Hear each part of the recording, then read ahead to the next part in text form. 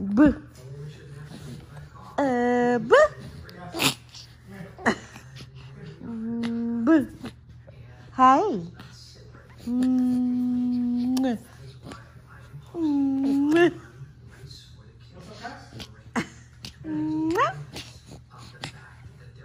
Good morning, vlog fam. It is Tuesday.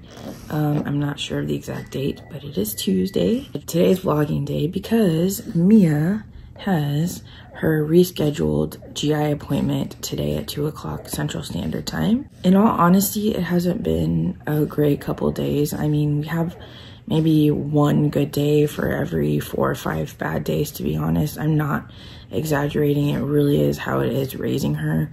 And all we can do is really just try our best, you know. I was saying that we are struggling a little bit with Mia because,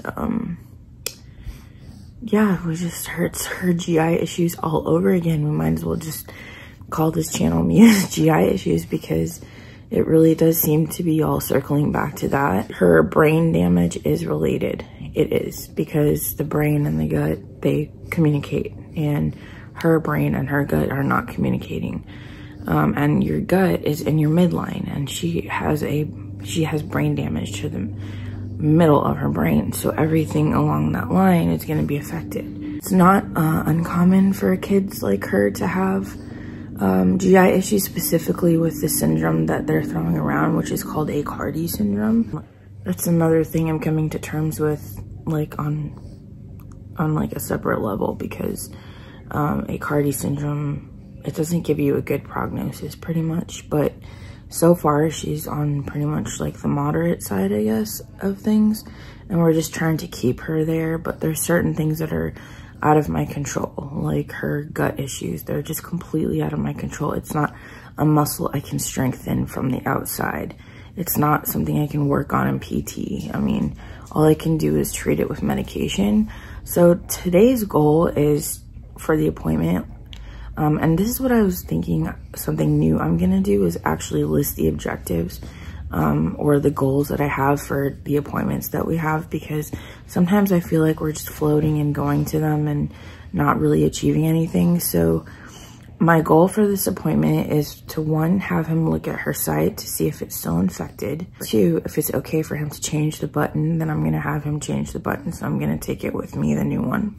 3, do we need to size up? And 4, I'm gonna talk to him about some stomach emptying meds. There are medications that she can take to help her empty her stomach, and I'm gonna talk to him about those. And I was dreading this day, honestly, because it really means that she really needs help and she's not like progressing and doing it on her own. It's funny because I thought that I wasn't in the denial stage, but this is my denial, like actually accepting the help that she needs, in the sense like she doesn't have that problem. She's fine. We can do everything we can for her here without like giving her harsh medications.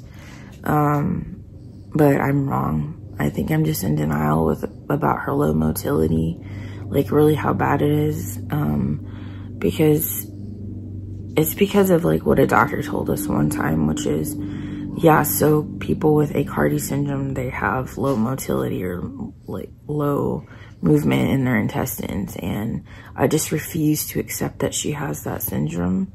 So I refuse to accept that she had low motility. And I know that she does. I've mentioned it a few times, but I can't quite explain it. Like, I let my mind go halfway there that she has it, and then I just stop myself from thinking about the other half, if that makes sense. But the time has come because it's really been hard on her little body. And hold on, Charlie's eating a paper towel. I can literally go on and on about this stuff, so I think I'll just stop myself right here because it's just like a vicious cycle.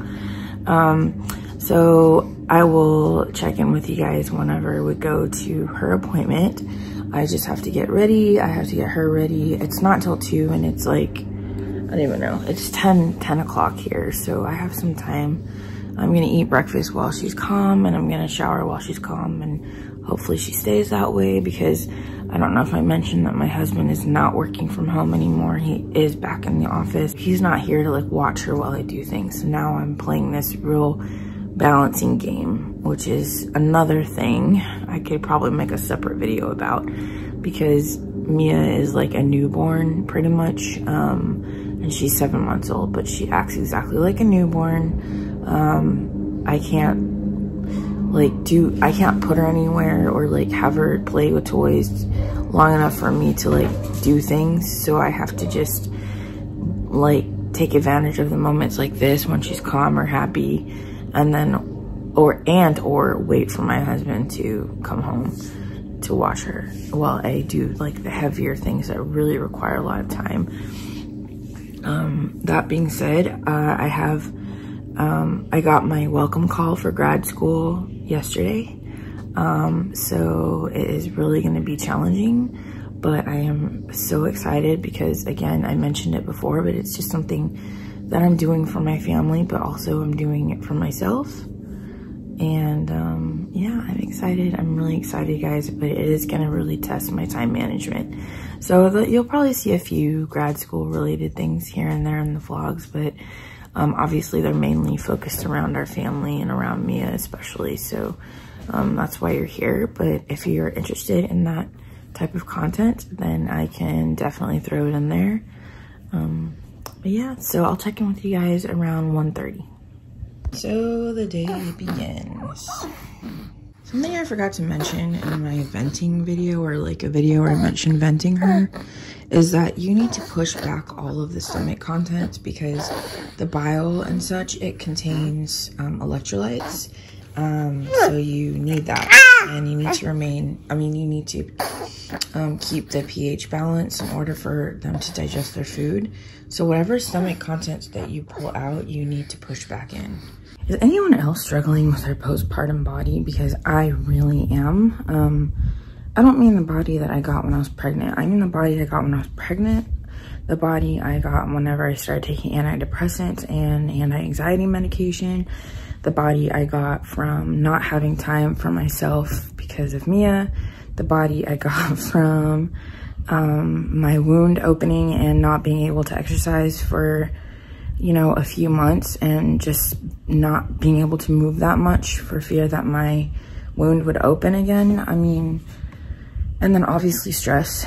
So I just like accumulated so much water like retention and body fat that none of my stuff fits properly anymore. Like nothing fits anymore, and it's making me so self-conscious and so uncomfortable, especially in the Texas heat. I've never been like this before. I've never just been all like wonky in different places, like my boobs are too big, but my, you know, like my under my like my abdomen area is just a weird shape. It's just making me really self-conscious. And like the thing I was looking forward to the most was going back to the gym, and then COVID hit. So I've been trying to do like at-home workouts, but it's just not the same.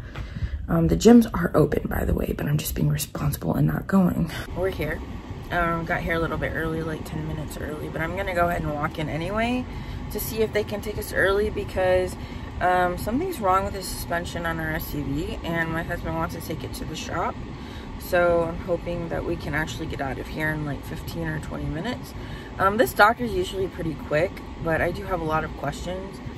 I can't film in there, but I will try to record our conversation without like breaking HIPAA laws. But really it's at my discretion, because the HIPAA laws protect me. But you won't see any faces or anything, but I'll try to insert clips of the conversation if I can, just so you guys get a glimpse of what they're like. And this doctor's pretty cool. I'm sure if I told him that he'd be okay with it, but it's just to protect the privacy of everyone else that comes to this office. So I'll try my best, but if not, I'll let you know how it went. So we'll see you in there.